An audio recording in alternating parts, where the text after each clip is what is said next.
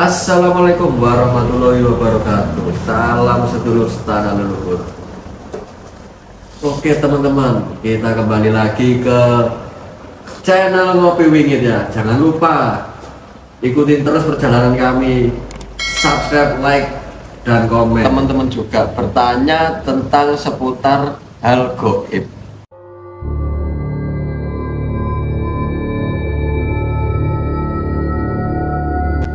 Dan dengan kekuatan batin itulah manusia dapat meningkatkan suatu level energi dan membuka rahasia-rahasia alam. Di mana letak goib itu sendiri yang ditanyakan ya, maksudnya pemahaman di manakah letak sisi goib atau dunia gaib itu sendiri.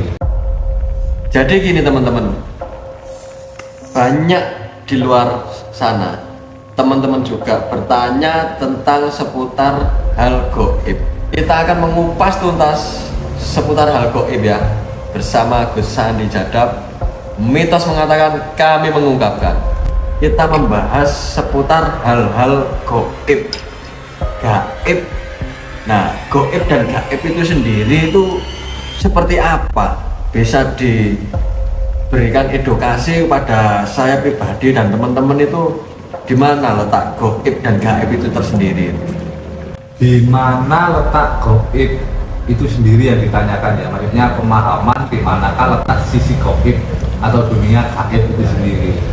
Jadi gini Gus, masalahnya itu banyak di luaran sana yang tidak percaya dengan hal goib itu sendiri, dan tolonglah dikasih pemahaman, edukasi untuk seputar hal goib itu tadi. Jadi gini ya, untuk kita berbicara tentang sesuatu hal yang gaib, baik mereka yang nggak percaya ataupun yang percaya, ya kita harus tetap percaya. Itu yang pertama, karena sesuatu yang gaib ini juga wajib kita imani ya. Dimanakah sebenarnya letak dunia gaib dan untuk kita semuanya yang awam, bahkan yang sedang menjalani perjalanan spiritual ya, belajar spiritual, diri wajib tahu dan memahaminya itu sendiri. Marilah kita coba untuk sedikit healing ya tentang hal-hal gaib itu sendiri. Jadi gini, mengapa orang yang belajar spiritual selalu identik dengan hal yang kegoiban ya, kegoib-goiban. Dan intinya ya, pada intinya kata goib adalah sesuatu yang belum nampak wujudnya itu sendiri. Selama ini banyak orang mencari goib itu berada di luar dirinya itu sendiri. Pada puncak hipotesis ya, pada puncak hipotesis manusia, alam goib ada dan berada pada dirinya itu sendiri. Oh, jadi goib itu sendiri itu berada dalam diri kita sendiri ya Gus ya. Lah ya iya, lah kate di mana lek kali jero awake dhewe. Jadi gini loh, kalau kita membahas tentang hal goib ya untuk suatu edukasi, banyak manusia yang terjebak sesuatu yang goib itu identik dengan sesuatu yang astral, yang tidak kasat mata. Eksersitasnya, astral itu adalah bagian dari energi yang dilepaskan dari dalam diri itu sendiri. Nah, karena pada bagian otak manusia, yaitu bagian mata ketiga, jadi otak manusia ini bisa dijadikan untuk mata ketiga atau suatu radar ya, atau antena, bisa disebut seperti itu. Cara biologis manusia berkomunikasi dengan energi-energi tersebut melalui mata ketiga yang dari otak itu sendiri. Paham ya maksudnya sampai sini ya? Nah, jadi otak ini bisa kita fungsikan untuk sebagai radar atau antena untuk melihat atau berkomunikasi dengan sesuatu energi itu sendiri. Nah, otak terlapis dengan kelenjar pineal yang mengeluarkan hormon yang namanya melatonin yang berfungsi untuk menerjemahkan energi tersebut menjadi suatu hal yang visual, suara, ataupun intuisi ya.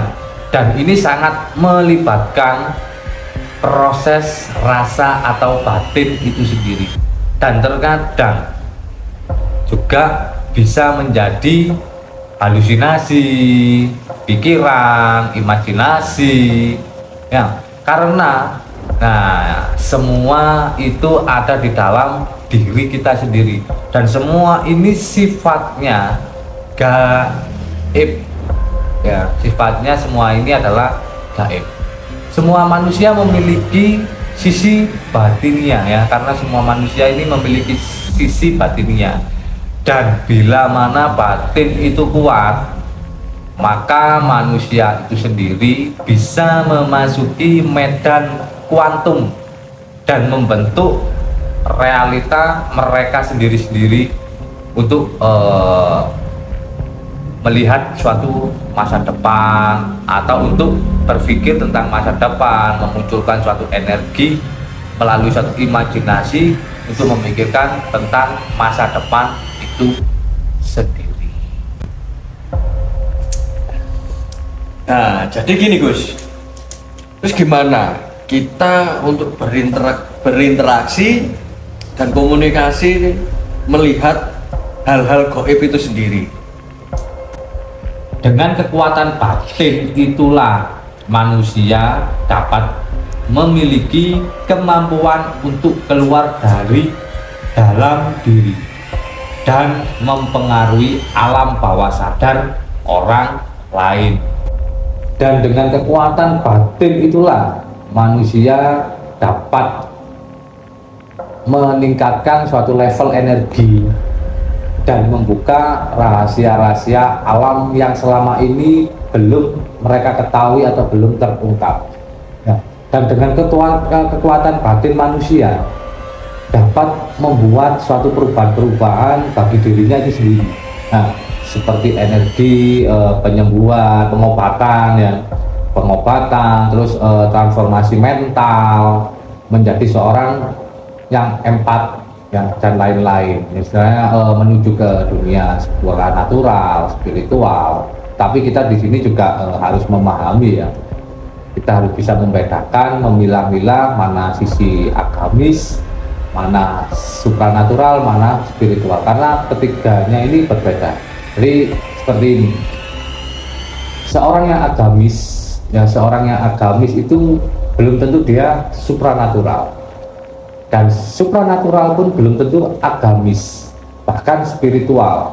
Tetapi di sini spiritual sudah pasti supranatural dan sudah pasti dia agamis. Tetapi kalau yang dua hal ini belum tentu mereka ada di spiritual itu sendiri. Ini yang harus kita pahami biar kita itu tidak terjebak ya dengan sesuatu hal yang gaib itu sendiri.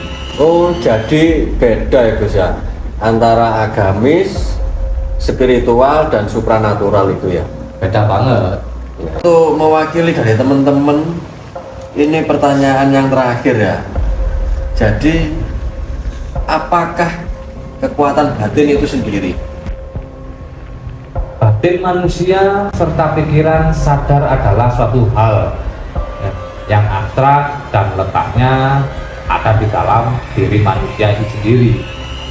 Dan barang siapa yang dapat masuk ke dalam dirinya sendiri, maka akan tahu rahasia yang nyata maupun yang gaib itu sendiri. Oke teman-teman, mungkin pembahasan seputar gaib itu sendiri cukup dari sini. Nanti lanjut di lain waktu.